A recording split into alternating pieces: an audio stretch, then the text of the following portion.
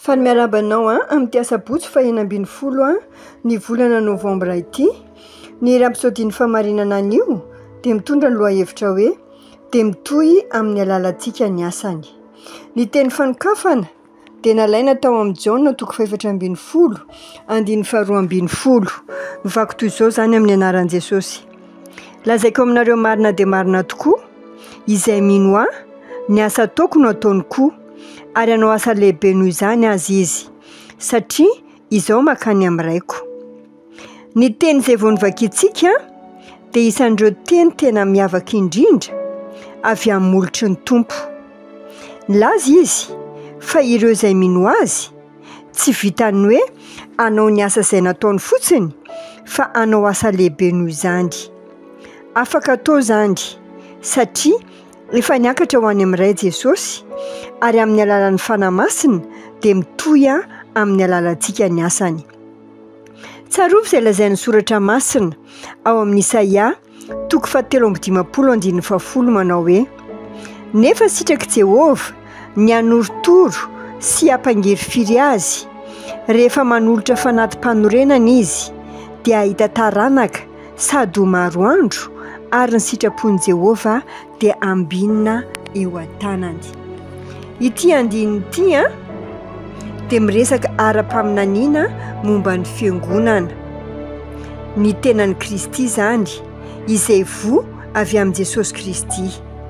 Nambarany tamintsika fa tao aorian'ny sorona nataony ny Tompo Jesosy dia ahita ny taranany na ny fiangonana izany, ary ho alavaina ny androny.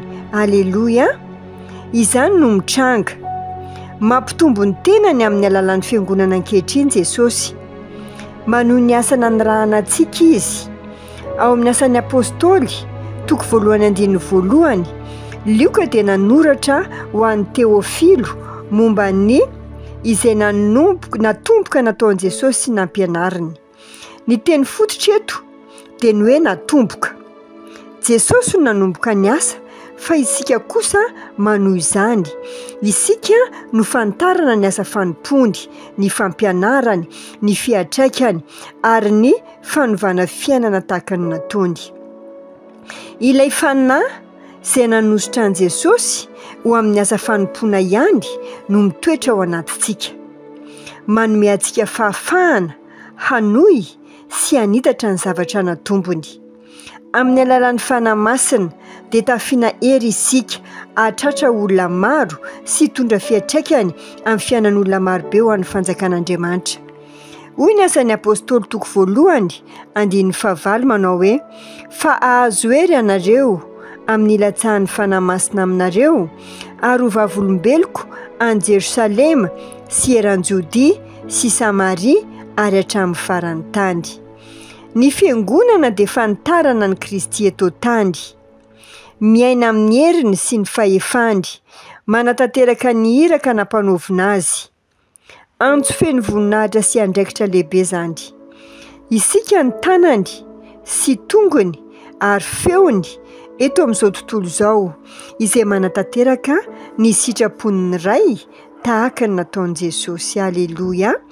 Manasana hoako amerina ny vavaka izay ho tononoko manaraka izao amin'ny fonao rehetra. Ray malalo, misaotra anao noho ny tombontsoa ho isan'ny tenan'i Kristy. Feno fankasitrahana mandrakariva aho, fa amin'ny alalan'ny fanahy masina dia tafiana hery aho hanao ny sitraponao sy hampitoetra ny fahamarinanao. Mandeha amin'izany antso izany amin'ny fahasahiana sy ny finoanao, satria fantatro fa ny fiainako dia manome voninahitra anao. Misaotra anao nanao ahy ho fantarana ny fanjakanao eto tany, amin'ny anaran'i Jesosy. Amen. Dia mirary tontolo andro mahafinaritra ho anao tompoko, samy hitahian'Andriamanitra avokoa tsika rehetra.